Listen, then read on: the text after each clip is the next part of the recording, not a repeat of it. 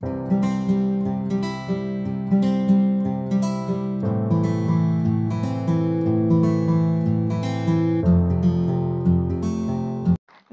বন্ধু বান্ধৱীসকল, ইজৰাগীতিলৈ আপোনালোকক স্বাগতম। আমি কৰ্মগতভাৱে ৰাজনীতি বিজ্ঞানৰ পাঠটো আলোচনা কৰি আছো। আমি বৰ্তমান মৌলিক অধিকাৰৰ বিষয়ে আলোচনা কৰি আছো। মৌলিক অধিকাৰ আমাৰ পাৰ্ট 3 অৰ্থাৎ তৃতীয় খণ্ড আৰু অনুচ্ছেদ 12ৰ পৰা 35 লৈকে আছে। আমি বৰ্তমানলৈকে 32 নং অনুচ্ছেদলৈকে আলোচনা কৰিলো। আপোনালোকৰ সুবিধাৰ কাৰণে এবাৰ মনত পেলাই দিও আৰু আমাৰ বিশেষ নাইও আৰ্টিকল 33, 34 আৰু 35 আছে আৰু হেগিটা বহুত বেছি ডাঙৰো নহয়। আমি সেই কাৰণে এবাৰ মনত পেলাই দিও আৰু বাকি আমি যিগিটা ৰৈ গৈছিলে আমি হেগিটাৰ বিষয়ে আলোচনা কৰিম। মৌলিক অধিকাৰ হৈছে আমি জীয়াই থাকিবৰ কাৰণে যিবিলাক অধিকাৰ বহুত প্ৰয়োজন, সেই অধিকাৰবিলাকে হৈছে মৌলিক অধিকাৰ। আমাৰ ভাৰতৰ সংবিধানৰ তৃতীয় খণ্ড অৰ্থাৎ 12ৰ পৰা 35 নং অনুচ্ছেদলৈকে মৌলিক অধিকাৰৰ বিষয়ে আলোচনা কৰা হৈছে। পোনপ্ৰথমবাৰৰ বাবে 1929 চনত মতিলাল নেহৰুৱে তেওঁৰ নেহৰু ৰিপৰ্ট যিটো জমা দিছিলে তাত মৌলিক অধিকাৰৰ কথা উল্লেখ কৰিছিলে আৰু মৌলিক অধিকাৰক আমি মেগনা কাৰ্টা বুলি কওঁ। ইয়াৰ পাছত 1931 চনত কাৰাচীৰ যিখন কংগ্ৰেছৰ অধিৱেশন হৈছিল, সেই অধিৱেশনখনতে মৌলিক অধিকাৰৰ প্ৰস্তাৱটো গৃহীত হৈছিল আৰু সেই অধিৱেশনখনৰ সভাপতিত্ব কৰিছিলে চৰ্দাৰ বল্লভভাই পেটেলে। আমাৰ সংবিধানে মৌলিক অধিকাৰৰ বিষয়টো আমেৰিকাৰ পৰা লৈছে, বিশেষকৈ আমেৰিকাৰ বিল অফ ৰাইটছৰ পৰা অনুপ্ৰাণিত হৈ ইয়াত অন্তৰ্ভুক্ত কৰিছে। ভাৰতীয় সংবিধানে আমাক 6টা মৌলিক অধিকাৰ প্ৰদান কৰিছে। পোনপ্ৰথমে ই 7টা আছিলে, কিন্তু 1978 চনৰ 44 সংখ্যক সংবিধান সংশোধনী অনুসৰি আমাৰ এটা অধিকাৰ নাইকিয়া কৰি দিয়া হ'ল, যিটো সম্পত্তি অধিকাৰ বুলি কোৱা হৈছিল আৰু সেইটো বৰ্তমান 300 কত আছে আৰু বৰ্তমান আমাৰ মৌলিক অধিকাৰৰ সংখ্যা হৈছে 6টা। আমাৰ সংবিধানে প্ৰদান কৰা সেই 6টা মৌলিক অধিকাৰ হৈছে সমতাৰ অধিকাৰ, স্বাধীনতাৰ অধিকাৰ, শোষণ বিৰোধী অধিকাৰ, ধৰ্মৰ স্বাধীনতা, সংস্কৃতি আৰু শৈক্ষিক অধিকাৰ, সংবিধানৰ প্ৰতিকাৰৰ অধিকাৰ। আমি এতিয়া গোটেইকেইটাৰ বিষয়ে চাম। অৱশ্যে 12 নং অনুচ্ছেদতে আমাৰ কিছুমান অধিকাৰ প্ৰদান কৰা হোৱা নাই। 12 নং অনুচ্ছেদত কোৱা হৈছে যে ৰাষ্ট্ৰই নিজৰ নিয়ম কানুন নিজে বনাব পাৰিব, কিন্তু সেই নিয়ম কানুন বিলাক বনাওঁতে তেওঁলোকে লক্ষ্য কৰিব লাগিব যাতে মৌলিক অধিকাৰ বিলাক ভংগ নহয়। তাৰ পাছত আহিলে 13 নং অনুচ্ছেদ। 13 নং অনুচ্ছেদত আমাৰ মৌলিক অধিকাৰ সীমিত কৰা হৈছে বা অল্পীকৰণ কৰা হৈছে, কাৰণ আমি মৌলিক অধিকাৰ বিলাক পাইছো বুলিয়ে তাক আমি যেনেকে তেনেকে ইউজ কৰিব নোৱাৰো। অৰ্থাৎ এনেকুৱা বুজাবলৈ হলে আমি কথা কোৱাৰ অধিকাৰ আছে বুলি আমি যি টি কথা ক'ব নোৱাৰো। আচলতে সেই যিটো আমাক সীমাবদ্ধতা দিছে, সেই সীমাবদ্ধতাটো দিছে আমাৰ 13 নং আৰ্টিকলে। তাৰ পাছত 14 নং অনুচ্ছেদৰ পৰা আমাক কিছুমান অধিকাৰ প্ৰদান কৰা হৈছে। 14ৰ পৰা 18 নং অনুচ্ছেদলৈকে সমতাৰ অধিকাৰৰ কথা কোৱা হৈছে। 14 নং অনুচ্ছেদত কোৱা হৈছে যে আইনৰ চকুত সকলো সমান আৰু আইনে সকলোকে সমানে সুৰক্ষা প্ৰদান কৰে। 15 নং অনুচ্ছেদত কোৱা হৈছে যে জাতি, ধৰ্ম, লিংগ, জন্মস্থানক লৈ কোনো ধৰণৰ ভেদাভেদ কৰিব নোৱাৰিব। 16 নং অনুচ্ছেদত চৰকাৰী চাকৰিৰ ক্ষেত্ৰত সমান সুযোগৰ কথা কোৱা হৈছে। 17 নং অনুচ্ছেদত অস্পৃশ্যতা বিলোপ বা জাতিৰ ভিত্তিত উচ্চ নিম্ন ভেদাভেদ নাইকিয়া কৰাৰ কথা কৈছে। 18 নং অনুচ্ছেদত উপাধি বিলুপ্তিৰ কথা উল্লেখ কৰা হৈছে। তাৰ পাছত আহিলে স্বাধীনতাৰ অধিকাৰ। স্বাধীনতাৰ অধিকাৰ 19ৰ পৰা 22 লৈকে আছে। 19 নং অনুচ্ছেদত 6টা পৃথক পৃথক অধিকাৰৰ কথা উল্লেখ কৰিছে। প্ৰথমটো হৈছে অভিব্যক্তিৰ স্বতন্ত্ৰতা বা কথা কোৱাৰ স্বাধীনতা। তাৰ পাছত আহিলে সভা বা মিটিং কৰাৰ স্বতন্ত্ৰতা, সংগঠন গঠন কৰাৰ স্বাধীনতা, ভাৰতৰ যিকোনো জেগাত মুক্তভাৱে ঘূৰি ফুৰাৰ অধিকাৰ আছে, ভাৰতৰ যিকোনো জেগাত বসবাস কৰাৰ অধিকাৰ আছে আৰু নিজৰ ইচ্ছা অনুসৰি পেছা, বৃত্তি, বাণিজ্য আৰু ব্যৱসায় কৰাৰ স্বাধীনতা প্ৰদান কৰিছে। তাৰ পাছত আহোঁ 20 নং অনুচ্ছেদলৈ। 20 নং অনুচ্ছেদত 3 প্ৰকাৰৰ অধিকাৰৰ কথা কোৱা হৈছে। ফাৰ্ষ্ট হ'ল এটা অপৰাধৰ বাবে শাস্তি এটাই হ'ব লাগিব, একেটা কামৰ বাবে বাৰে বাৰে শাস্তি দিব নোৱাৰে। তাৰ পাছত তেওঁক এনেকুৱা ধৰণে শাস্তি দিব লাগিব, তেওঁ যিটো সময়ত অপৰাধটো কৰিছিলে সেই সময়ৰ আইন অনুসৰি যিমানটো শাস্তি প্ৰদান কৰা হৈছে সিমানটো শাস্তিহে তেওঁক প্ৰদান কৰিব পাৰিব। নিজৰ বিৰুদ্ধে কেতিয়াও সাক্ষী দিবলৈ বাধ্য কৰাব নোৱাৰিব। তাৰ পাছত আহিলে 21 নং অনুচ্ছেদ। 21 নং অনুচ্ছেদত আমাক জীৱন আৰু দৈহিক স্বতন্ত্ৰতাৰ কথা কৈছে, অৰ্থাৎ আমাৰ জীৱনটো কোনেও কাঢ়ি ল'ব নোৱাৰে আৰু আমাৰ ইমানটো অধিকাৰ নাই যে আমি নিজৰ জীৱনটো নিজে ধ্বংস কৰি দিব পাৰোঁ। আৰু তাৰ 21ৰ কত কোৱা হৈছে যে 6 পৰা 14 বছৰৰ সকলো শিক্ষক বিনামূলীয়া আৰু বাধ্যতামূলক শিক্ষা প্ৰদান কৰিব লাগিব। এইটো নতুনকৈ এড কৰা হৈছে। তাৰপিছত আহিলে 22 নং অনুচ্ছেদ। 22 নং অনুচ্ছেদত গ্ৰেপ্তাৰ কৰাৰ সময়ত কিছুমান অধিকাৰ প্ৰদান কৰিছে। সেইবিলাকৰ ভিতৰত হৈছে যে কোনোবা এজন ব্যক্তিক গ্ৰেপ্তাৰ কৰিবলৈ হ'লে তেওঁক প্ৰথমতে ৱাৰেণ্ট দেখাব লাগিব আৰু তেওঁক এৰেষ্ট কৰাৰ 24 ঘণ্টাৰ ভিতৰত ন্যায়ালয়লৈ নিব লাগিব। তেওঁ নিজ ইচ্ছা অনুসৰি উকিল ল'ব পাৰিব। তেওঁক মানে উকিল লোৱাত কোনো বাধা দিব নোৱাৰিব। তেওঁ নিজৰ মনৰ পচন্দৰ উকিল তেওঁ নিজে ল'ব পাৰিব। তাৰ পাছত আহিলে শোষণ বিৰোধী অধিকাৰ। শোষণ বিৰোধী অধিকাৰৰ কথা 23 আৰু 24 নং অনুচ্ছেদত উল্লেখ কৰিছে। 23 নং অনুচ্ছেদত কোৱা হৈছে যে কোনো মানুহক জোৰ কৰি কামত লগাব নোৱাৰিব, তেওঁৰ মন নাথাকিলে তেওঁক কাম কৰিবলৈ বাধ্য কৰাব নোৱাৰিব। আৰু ইয়াৰ উপৰিও কোৱা হৈছে যে যদি কোনোবা লোকক কাম কৰে তেওঁক পইচা নিদিয়াকৈ থাকিব নোৱাৰিব। তাৰ পাছত আহিলে 24 নং অনুচ্ছেদ। 24 নং অনুচ্ছেদত কোৱা হৈছে যে 14 বছৰতকৈ কম যিকোনো ল'ৰা ছোৱালীক তেওঁলোকৰ বিপদজনক কামত লগাব নোৱাৰিব, যেনে কাৰখানাৰ কামত তেওঁলোকক বাধ্য কৰি লগাব নোৱাৰিব। কিন্তু যদি কোনোবাই বাধ্য হৈ 14 বছৰৰ তলৰ শিশুক কামত লগায়ো তেতিয়া বিপদসংকুল কামত লগাব নোৱাৰিব। কিন্তু 2016 চনত এখন এক্ট পাছ হৈছিলে বা এখন বিল পাছ হৈছিলে, সেই বিলখনত কোৱা হৈছিলে যে 14 বছৰৰ তলৰ শিশুক কোনো ধৰণৰ কামত লগাব নোৱাৰিব, কাৰণ 6 পৰা 14 বছৰলৈ শিশুৱে বিনামূলীয়া আৰু বাধ্যতামূলক শিক্ষা গ্ৰহণ কৰিব লাগিব। ধৰ্মৰ স্বাধীনতাৰ কথা 25 পৰা 28 নং অনুচ্ছেদলৈকে আছে। 25 নং অনুচ্ছেদত কোৱা হৈছে যে নিজ ইচ্ছা অনুসৰি যিকোনো ধৰ্ম গ্ৰহণ কৰিব পাৰিব। আপোনাৰ বা মোৰ ধৰ্ম গ্ৰহণ কৰাত কোনো বাধা প্ৰদান কৰিব নোৱাৰে, নিজৰ ইচ্ছা অনুসৰি আমি ধৰ্ম গ্ৰহণ কৰিব পাৰোঁ। 26 নং অনুচ্ছেদত কোৱা হৈছে যে ধৰ্ম প্ৰচাৰৰ কাৰণে যিকোনো অনুষ্ঠান প্ৰতিষ্ঠা কৰিব পাৰি। 28 নং অনুচ্ছেদত কোৱা হৈছে যে যিকোনো ধৰ্ম প্ৰচাৰৰ বাবে কোনো ধৰণৰ টেক্স দিব নালাগে বা ধৰ্মীয় কাম কাজত কোনো ধৰণৰ টেক্স দিব নালাগে। 28 নং অনুচ্ছেদত কোৱা হৈছে যে যদি ক'ৰবাত ধৰ্মৰ আলোচনা হৈছে তাত কোনো লোকক জোৰকৈ থাকিবলৈ বাধ্য কৰাব নোৱাৰিব আৰু চৰকাৰী বিদ্যালয়সমূহত ধৰ্মীয় শিক্ষা প্ৰদান কৰিব নোৱাৰিব। 29 আৰু 30 নং অনুচ্ছেদত সাংস্কৃতিক আৰু শৈক্ষিক অধিকাৰৰ বিষয়ে আলোচনা কৰা হৈছে। বিশেষকৈ সংখ্যালঘু স্বাৰ্থৰ সুৰক্ষাৰ ওপৰত ই বিশেষভাৱে গুৰুত্ব দিছে। 29 নং অনুচ্ছেদত কোৱা হৈছে যে কোনো সংখ্যালঘু লোকক ভাষা ধৰ্ম আদিৰ ক্ষেত্ৰত ভেদভাৱ আনিব নোৱাৰিব আৰু তেওঁলোকে সেইবিলাক বজাই ৰাখিব পাৰিব। তাৰপিছত আহিলে 30 নং অনুচ্ছেদ। 30 নং অনুচ্ছেদত কোৱা হৈছে যে সংখ্যালঘুসকলে নিজৰ সুবিধাৰ কাৰণে শিক্ষা অনুষ্ঠান বা তেনেকুৱা ধৰণৰ সংগঠন প্ৰতিষ্ঠা কৰিব পাৰিব। ইয়াৰ পাছত আহিলে 31 নং অনুচ্ছেদ। 31 নং অনুচ্ছেদত আমাক সম্পত্তিৰ অধিকাৰৰ কথা কোৱা হৈছিলে, কিন্তু সম্পত্তিৰ অধিকাৰটো বৰ্তমান মৌলিক অধিকাৰত নাই, ই বৰ্তমান আইনী অধিকাৰ বা লিগেল ৰাইট হৈ ই 300 ক'ত আছে। তাৰ পাছত আহিলে 32 নং অনুচ্ছেদ। 32 নং অনুচ্ছেদত সংবিধান প্ৰতিকাৰৰ অধিকাৰৰ কথা কোৱা হৈছে।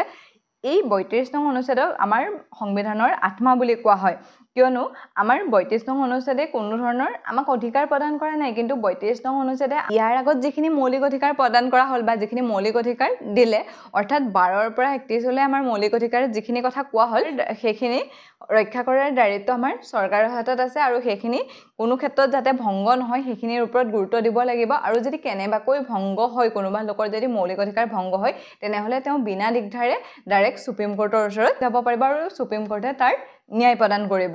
ঠিক আছে, অৰ্থাৎ 32 নং অনুচ্ছেদত যদি মৌলিক অধিকাৰ ভংগ হয়, কাৰোবাৰ যদি মৌলিক অধিকাৰ ভংগ হয় তেনেহ'লে তেওঁ ডাইৰেক্ট যাব পাৰিব। ঠিক আছে, সেইকাৰণে এই অনুচ্ছেদটোক আত্মা বুলি কোৱা হয়। এইটো নাথাকাহেঁতেন মানে আমাৰ বাকীখিনি মৌলিক অধিকাৰ কোনো কামত নাহিলেহেঁতেন। যিমানখিনি মৌলিক অধিকাৰ আছে সেই মৌলিক অধিকাৰখিনি সুৰক্ষাৰ দায়িত্ব লৈছে এই অনুচ্ছেদ 32টোৱে। ঠিক আছে, এতিয়া আহোঁ অনুচ্ছেদ 33লৈ আৰু আমাৰ এইখিনিৰ পৰা আলোচনা কৰিবলগীয়া আছিলে। আমি আগতে পাই আহিছোঁ ন, আমাৰ 13 নং অনুচ্ছেদটোৱে আমাৰ মৌলিক অধিকাৰবিলাক সীমিত কৰিছে, যাতে আমি মৌলিক অধিকাৰবিলাক আছে বুলিয়ে তাক জাহা তাহা উপভোগ কৰিব নোৱাৰোঁ, তাৰ কাৰণে কিছুমান সীমাবদ্ধতা প্ৰদান কৰিছে। ঠিক তেনেদৰে এই 33 নং অনুচ্ছেদটো মৌলিক অধিকাৰৰ কিছু ক্ষেত্ৰত সীমাবদ্ধতা প্ৰদান কৰিছে, কিন্তু এইবোৰ সাধাৰণ জনসাধাৰণৰ বা সকলো জনসাধাৰণৰ কাৰণে নহয়, ই বিশেষকৈ সেনা, পুলিচ, মিডিয়াৰ আদিবিলাকৰ ক্ষমতা সীমিত কৰিছে।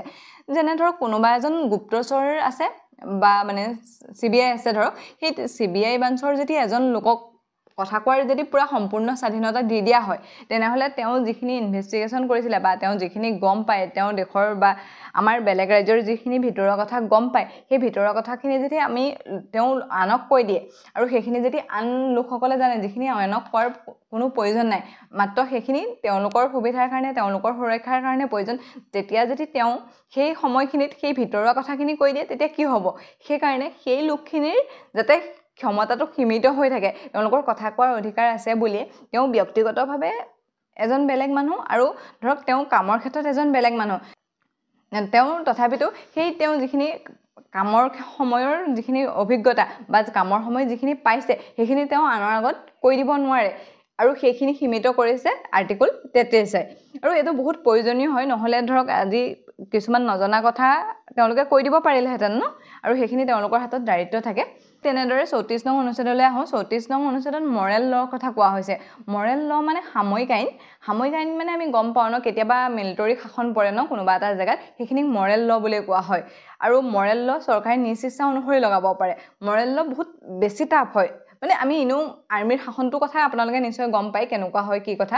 আৰ্মিত যদি ক'ৰবাত শাসন দিয়া থাকে ন, তেতিয়া মানে সেই জেগাটোত আপুনি নিজ ইচ্ছামতে ইফালে সিফালে কৰি থাকিব নোৱাৰে, মানে সেই তেনেকুৱা ধৰণৰ কিছুমান বহুত টাফ আছে আৰু সেইটো বহুত প্ৰয়োজনো হয় ই মৌলিক অধিকাৰৰ ওপৰত এক কথাত ক'বলৈ হ'লে মৰেল ল বা 34ত আমাৰ মিলিটাৰী শাসনৰ কথা কোৱা হৈছে যদি কিবা কাৰণত পৰিস্থিতি বেয়া হয় তেতিয়া মৰেল ল লগাই দিয়ে মানে কেনেকুৱা ধৰণৰ আপোনাক ক'ব পাৰিম যেতিয়া জম্মু কাশ্মীৰৰ কাৰণে 370 নংটো আমাৰ সংবিধানৰ পৰা আঁতৰাই দিছিলে তেতিয়া তাৰ পৰিস্থিতিটো কেনেকুৱা হৈছিলে বহুত মানুহে আন্দোলন কৰিছিলে বা আমাৰ ইয়াত যে কাৰ আন্দোলন হৈছিলে কাৰ আন্দোলন হোৱাৰ সময়ত কেনেকুৱা হৈছিলে পৰিস্থিতি তেতিয়া মানে ইয়াত মৰেল লটো লগাব পাৰে আৰু মৰেল লৰ সময়ত আপুনি নিজ ইচ্ছামতে জিতি কৰিব নোৱাৰে ঠিক আছে আৰু 34 নং অনুচ্ছেদত কোৱা হৈছে যে মানে চৰকাৰে নিজ ইচ্ছা অনুসৰি সাময়িক আইন লগাব পাৰে আৰু এই মৌলিক অধিকাৰ কিছু পৰিমাণে সীমিত কৰিছে আৰু মানে মৰেল ল লাগিলে কেতিয়াও মৌলিক অধিকাৰখিনি কাম কৰি নাথাকে তাৰ পাছত আহিলে অনুচ্ছেদ 35ত মৌলিক অধিকাৰবোৰ কেনেদৰে ভালকৈ প্ৰয়োগ কৰিব পাৰি বা ইয়াক কেনেকৈ ভাল কৰিব পাৰি আৰু কেনেকুৱা কৰিব পাৰি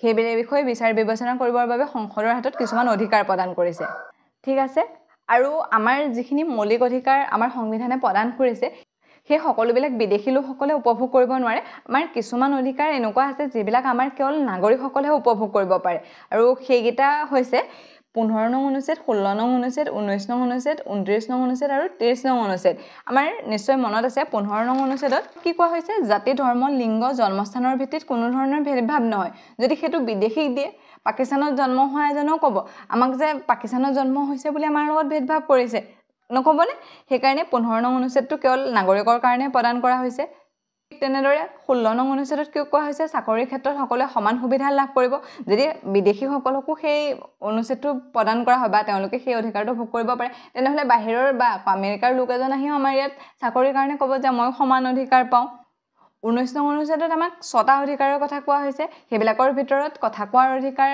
সভা সমিতি গঠন কৰাৰ অধিকাৰ সংগঠন গঠন কৰাৰ অধিকাৰ ভাৰতৰ যিকোনো জেগাত বসবাস কৰাৰ অধিকাৰ ভাৰতৰ যিকোনো জেগাত ঘূৰি ফুৰাৰ অধিকাৰ আৰু ইয়াৰ উপৰিও নিজৰ ইচ্ছা অনুসৰি যিকোনো ধৰণৰ ব্যৱসায় বাণিজ্য বা পেছা গ্ৰহণ কৰাৰ অধিকাৰ যদি সেইবিলাক আমাৰ বিদেশীক দি দিয়া হয় তেনেহ'লে কি হ'ব ভাবক তেওঁলোকে যেতিয়া সেই ভাৰতত নিজৰ ইচ্ছামতে ঘূৰি ফুৰিব পাৰে সেইটো সম্ভৱ হয় জানো এজন আমি বিদেশীজনক সদায় বিদেশী নিচিনাই কৰে তেওঁলোকে ভাৰতৰ যিকোনো জেগালৈ নিজৰ মানে মন গ'ল বুলিলে যিকোনো জেগালৈ তেওঁলোকে যাব নোৱাৰে তেওঁলোকৰ কথা কোৱাৰ অধিকাৰ আছে বুলি তেওঁলোকে ইয়াত আহি ভাৰতৰ কাৰণে কিছুমান যিটি কথা ক'বহি নোৱাৰে তেওঁলোকে ইয়াত মাতি লৈ পটককৈ ঘৰ বনাব নোৱাৰে সেইখিনি আমাৰ কেৱল নাগৰিকসকলক সুবিধা দিয়া হৈছে ঠিক তেনেদৰে আমাৰ কিছুমান অনুচ্ছেদ আছে কিছুমান আমাৰ ইয়াত মৌলিক অধিকাৰ প্ৰদান কৰা হৈছে যিবোৰ কেৱল নাগৰিক নহয় সকলো মানুহে উপভোগ কৰিব পাৰে সেইবিলাকৰ ভিতৰত অন্যতম হৈছে 14 নং অনুচ্ছেদ 20 নং অনুচ্ছেদ 21 নং অনুচ্ছেদ 22 নং অনুচ্ছেদ 23 আৰু 24 নং অনুচ্ছেদ আমাৰ 14 নং অনুচ্ছেদত কি কোৱা হৈছিলে আইনৰ চকুত সকলো সমান আৰু আইনে সকলোকে সমানে সুৰক্ষা প্ৰদান কৰিব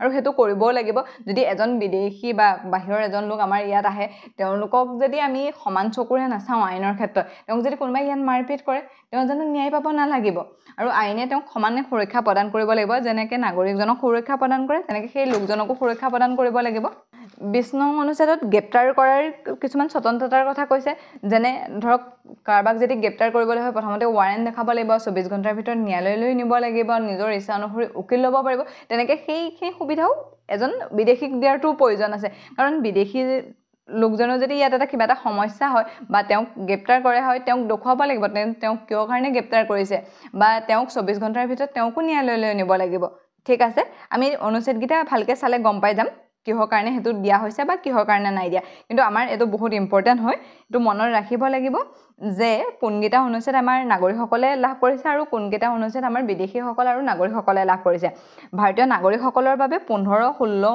19 29 আৰু 30 আৰু বিদেশীসকলে পোৱা অধিকাৰখিনি হৈছে 14 20 21 22 23 24 এটোটো মনত ৰাখিবলৈ সুবিধা হ'ব 20 21 22 23 24 আৰু এফালে 14 নং অনুচ্ছেদটো আছে আৰু বাকি আমাৰ নাগৰিকসকলে লাভ কৰাটো হৈছে 15 16 19 29 আৰু 30 ঠিক আছে আজিৰ ইম্পৰ্টেন্ট গিটা এবাৰ চাই লওঁ 33 নং অনুচ্ছেদত আমাৰ যিসকল সশস্ত্ৰ বাহিনী পুলিশ মিডিয়া সেইবিলাকৰ ক্ষমতা সীমিত কৰা হৈছে তেওঁলোকে কিছুমান মৌলিক অধিকাৰ আছে বুলি তেওঁলোকে যিকোনো জায়গাত যিকোনো ধৰণৰ কথা ক'ব নোৱাৰে তেওঁলোকে নিজৰ মতে কাম কৰিব নোৱাৰে কিছুমান ক্ষেত্ৰত তেওঁলোকক বাধা প্ৰদান কৰা হৈছে 34 নং অনুচ্ছেদত মৰেল লৰ কথা উল্লেখ কৰা হৈছে যদি কোনোবা এটা জায়গাত প্ৰয়োজন হয় তেতিয়া চৰকাৰে নিজ ইচ্ছা অনুসৰি বা সেই জায়গাটোৰ প্ৰয়োজন সাপেক্ষে মৰেল ল প্ৰয়োগ কৰিব পাৰে 35 নং অনুচ্ছেদত মৌলিক অধিকাৰ কাৰ্যকৰী কৰা বা বিকাশ কৰাৰ ক্ষেত্ৰত সংসদক কিছুমান অধিকাৰ প্ৰদান কৰা হৈছে আমাৰ সংবিধানে প্ৰদান কৰা মৌলিক অধিকাৰবিলাকৰ কিছুমানহে কেৱল নাগৰিকে উপভোগ কৰিব পাৰে সেইবিলাক হৈছে 15 নং অনুচ্ছেদ 16 নং 19 নং 29 নং আৰু 30 নং অনুচ্ছেদ